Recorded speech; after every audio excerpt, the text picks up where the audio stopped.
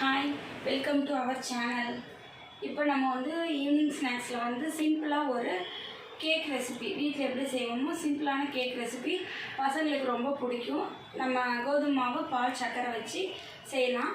அதுக்கு என்னென்ன தேவையான பொருள்னு பார்க்கலாம் வாங்க. காய்ச்சி ஆற வச்சுருக்கேன் பால், சர்க்கரை, அதில் 2 ஏலக்காய் போட்டு வச்சுருக்கேன், 2 முட்டை, கோதுமை மாவு, கொஞ்சோண்டு உப்பு, கொஞ்சம் ஆப்ப சோடா, ஆயில், தேவையான அளவுக்கு ஆயில். அவ்வளோதான், இதை வச்சு பண்ண போகிறோம். இப்போது கடைசியாக டிசைனுக்காக கொஞ்சம் கிறிஸ்பியாக இருக்கட்டுங்கிறதுக்காக பாதாமும் முந்திரியும் சின்ன சின்னதாக நான் சீவி வச்சுருக்கேன். இதுதாங்க இதுக்கு தேவையான பொருள். இப்போ வந்து நம்ம கோதுமை இதெல்லாம் வச்சு எப்படி ஈவினிங் ஸ்நாக்ஸ் சிம்பிளாக பிள்ளைங்களுக்கு செஞ்சு கொடுக்கலாங்கிறத நம்ம பார்க்கலாம் வாங்க. இப்போ பாருங்கள், நம்ம சர்க்கரை 1/2 கப் 1/2 கப் எடுத்துருக்கோம். அதில் 2 ஏலக்காய் போட்டிருக்கேன்.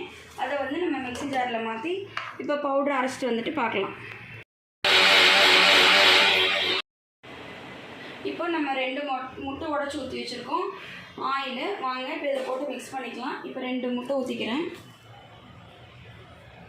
2 முட்டை, அது கூடவே 2 ஸ்பூன் சன்ஃப்ளவர் ஆயில் தான் வச்சுருக்கேன், அதை ஊற்றிக்கலாம். வாசம் இல்லாமல் இருக்கும் இல்லையா. இப்போ நம்ம வந்து சர்க்கரையும் ஏலக்காவும் நல்லா நைஸாக பவுடர் பண்ணிட்டு வந்துட்டோம். அதுலேயே 2 முட்டை, 2 ஸ்பூன் சன்ஃப்ளவர் ஆயில் வச்சுருந்தேன். 2 ஸ்பூன் சன்ஃப்ளவர் ஆயில் போட்டு இப்போ நல்லா மிக்ஸ் பண்ணி எடுத்துகிட்டு வரலாம். இப்போ நம்ம வந்து சர்க்கரை இதில் 1/2 கப் எடுத்தோம் இல்லைங்களா. இப்போ 1 கப்பு இதில் கோதுமை மாவு, அதையும் இப்போ போட்டுக்கலாம். முட்டை எல்லாமே அடிச்சுட்டு வந்துருக்கோம். இப்போ கோதுமை மாவு 1 கப்பு. இந்த கப்லேயே காய்ச்சி ஆற வச்ச பால் 1/2 கப்பு. இதில் 1/2 கப் சர்க்கரை, 1 கப் கோதுமை மாவு, இப்போ 1/2 கப் காய்ச்சி ஆற வச்ச பால், அதையும் போட்டுக்கிறேன். இப்போ 1 பிஞ்ச் உப்பு போட்டுக்கலாம், ஒரே 1 பிஞ்ச் உப்பு போட்டுக்கலாம். இப்போ ஆப்ப சோடா இருக்குது இல்லைன்னா சமையல் சோடா, அது ஒரு 1/4 ஸ்பூன் போட்டுக்கலாம்.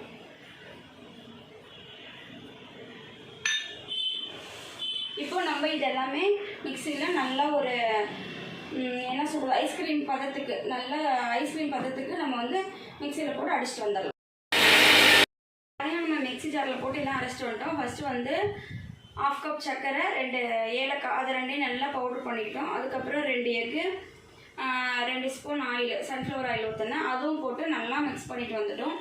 அதுக்கப்புறம் அதே கப்பில் 1 கப்பு கோதுமை மாவு, 1 கப்பு கோதுமை மாவு, 1 பிஞ்சு சால்ட்டு, 1 பிஞ்சு ஆப்ப சோடா, ஒரு 1/2 ஸ்பூன் ஆப்ப சோடா, காய்ச்சி ஆற வச்ச பால், அதே கப்பில் 1/2 கப்பு காய்ச்சி ஆற வச்ச பால், இது எல்லாமே போட்டு மிக்சியில் நல்லா பிளெண்ட் பண்ணி எடுத்துகிட்டு வந்துட்டோம். இங்கே பாருங்கள், நல்லா க்ரீமியாக இருக்குது, ஐஸ்கிரீம் பதத்தில் இருக்குது. இப்போ நம்ம இதை வச்சுக்கலாம். இப்போ இந்த சின்ன சின்ன பவுலில் தான் வந்து நம்ம கேக் செய்ய போகிறோம். அதனால் இதில் எல்லாம் எண்ணெய் தடவி வச்சுக்கலாம். 1 ஸ்பூன் எண்ணெய் விட்டுக்கலாம் எல்லாத்துலேயும். இப்போ நல்லா கப்பில் ஒட்டாமல் வர அளவுக்கு நல்லா எல்லா பக்கமும் எண்ணெய் தடவி வச்சிடலாம். பாருங்கள், இப்போ எல்லாம் ஃபுல் சைடு ஆயில் மிக்ஸ் பண்ணி வச்சுக்கலாம். அப்போ தான் கேக் எடுக்கும்போது நம்மளுக்கு ஒட்டாமல் வரும். எல்லா கப்லேயும் நம்ம எண்ணெய் தேய்ச்சிட்டோம்.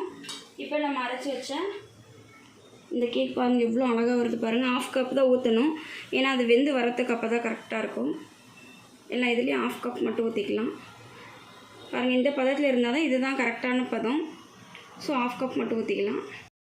இப்போ பாருங்கள், நம்ம அந்த அரைச்ச மிக்சரை எல்லாம் இதுலேயுமே வந்து 1/2 கப் ஊற்றிட்டோம். இப்போ இட்லி பாத்திரம் வச்சு இட்லி பாத்திரத்தில் வைக்கிறேன். இப்போ வந்து இட்லி பாத்திரம் வந்து இங்கே பாருங்கள், இப்படி வச்சிடுறேன். இப்போ பாருங்கள், நான் வந்து இப்போ 5 கப்லேயும் 1/2 கப் ஊற்றி வச்சாச்சு இட்லி பாத்திரத்தில். இப்போ இட்லி பாத்திரம் சிம்மில் இருக்குது, 1/2 கப் ஊற்றி வச்சாச்சு. இப்போ நான் வந்து இட்லி மூடி போட்டுக்கிறேன். இப்போ அடுப்பு வந்து சிம்மில் தான் இருக்குது. இப்போ இந்த கேக் வந்து 8 to 10 நிமிஷம் சிம்மிலேயே நமக்கு ஸ்டீம் ஆகட்டும். 10 நிமிஷம் கழித்து அது எப்படி வெந்திருக்கு ஏன்னா நம்ம பார்க்கலாம்.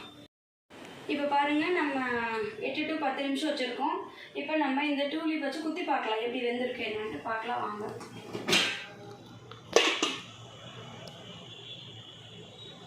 இங்கே பாருங்கள், இதில் ஒட்டாமல் வருது.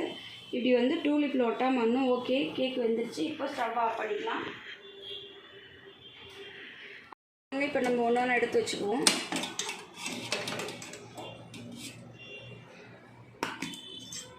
எடுத்து ஒன்று ஒன்று எடுத்து கீழே வச்சுக்குவோம். இப்போ பாருங்கள், நம்ம 5 கேக்கும் வெந்துச்சு, எடுத்து வச்சாச்சு. சாரிங்க, இந்த வந்து நட்ஸு போடுற வீடியோ எடுக்க நான் மறந்துட்டேன். அது நம்ம வேக வைக்கும் போதே இந்த நட்ஸ் நல்லா லைட்டாக தூவி வேக வைக்கணும். இந்த வீடியோ எடுக்க மறந்துட்டேன், சாரிங்க. இப்போ வெந்து போச்சு. இப்போ வந்து நம்ம எடுக்கிறப்ப லைட்டாக அப்படி இழுத்து விட்டோம்னாவே நம்மளுக்கு வந்து இது வந்துடும். இப்போ பாருங்கள், இப்படி கமுத்துனோன்னா எவ்வளோ அழகாக வந்திருக்கு பாருங்கள். இப்போ அப்படியே திருப்பி போட்டுக்கலாம். இதே மாதிரியே தான் எல்லாமே பாருங்கள். இப்படி நகர்த்துனீங்கன்னா வந்துடும்.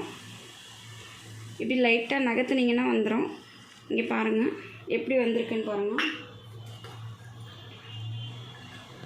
இங்கே பாருங்கள், அப்படியே லைட்டாக நம்மளே எடுத்து வச்சிடலாம். பாருங்கள், இப்போ நம்ம கேக் எல்லாமே ரெடி ஆகிடுச்சு, எடுத்து வச்சிட்டோம். பாருங்கள் அவுட்புட் எவ்வளோ அழகாக வந்திருக்குன்னு பாருங்கள். எப்படி அவுட்புட் வந்திருக்குன்னு பாருங்கள். நல்லா சூப்பராக இருக்குது. இப்போ பாருங்கள், நல்லாவே சாஃப்டாகவும் இருக்குது பாருங்கள். நல்லா சாஃப்டாக இருக்குது. இப்போ நம்ம பாருங்கள் பிச்சோன்னா பாருங்கள் எப்படி வெந்திருக்கு பாருங்கள். உள்ளார எப்படி வெந்திருக்கு, நல்லா கிறிஸ்பியாக இருக்குது பாருங்கள் எப்படி வெந்திருக்கு. ஓகேங்க, இதே ரேஷியோவில் இதே மாதிரி இதே அளவு வச்சு நீங்களும் செஞ்சு பாருங்கள். செஞ்சு சாப்பிட்டு பாருங்கள். பசங்களுக்கு ஈவினிங் வந்தால் சும்மா கடையில் வாங்கி கொடுக்குறதுக்கு நம்ம இந்த மாதிரி ஸ்நாக்ஸ் செஞ்சு கொடுக்கலாம். ஹெல்த்தி கூட. நான் மைதா மாவு வச்சு செய்யலை, கோதுமை மாவு தான் வச்சு செஞ்சுருக்கேன். இதே அளவு வச்சு செய்யுங்க, உங்களுக்கு இவ்வளோ சாஃப்டாக நல்லா டேஸ்டியாக கிடைக்கும். ஓகேங்க, பாய்ங்க.